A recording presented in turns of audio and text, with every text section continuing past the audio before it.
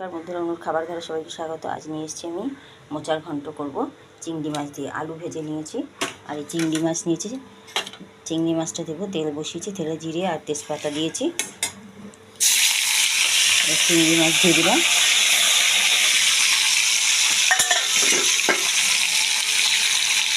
চিংড়ি মাছের মধ্যে একটু নুন, একটু হলুদ দিয়ে মাছটা ভেজে নেব।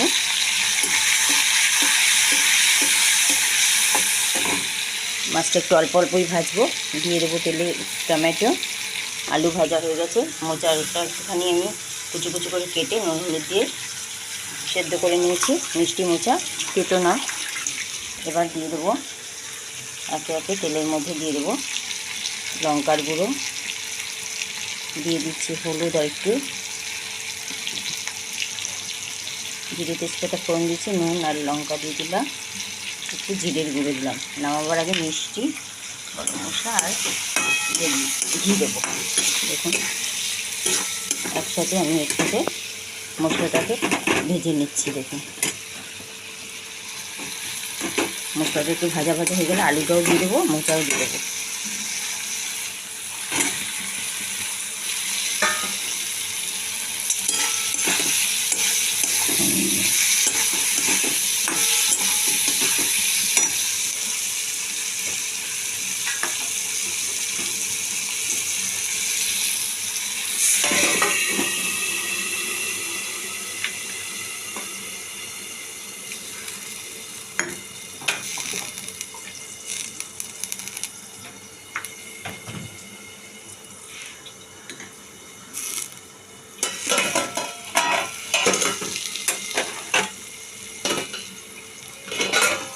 ঢাকা খুলে রেখে দিচ্ছি।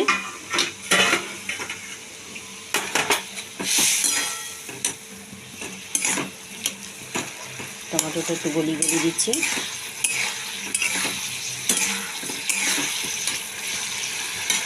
এবার মোচা দিয়ে দেবো।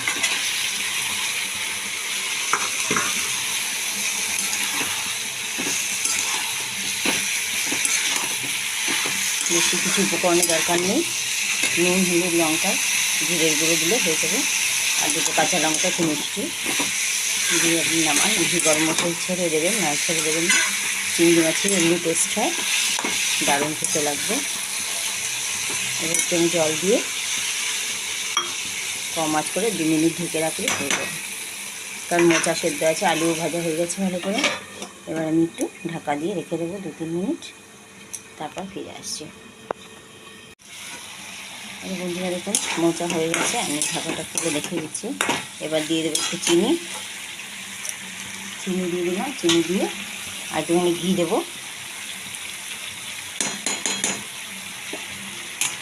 আজকে আমার মোচার ঘন্ট রেডি। চিংড়ি মাছ দিয়ে মোচা দিয়ে ঘন্টটা রেডি করে দিলাম।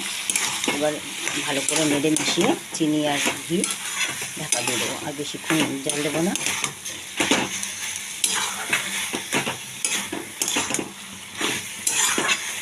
দারুণ টেস্টি খেতে হয়। দেখুন কালারটাও ভালো এসছে। বেশি হলদেটেও না, খুব বেশি লালও করিনি, ঝাল করিনি, মিডিয়াম। আপনারা যেরকম ঝাল খাবেন সেরকম দেবেন।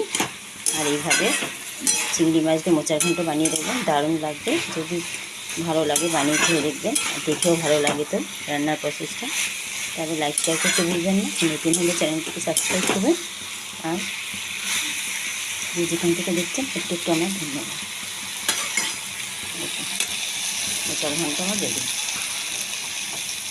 করে দিয়ে এবার আমি ঢেকে রেখে দেবো।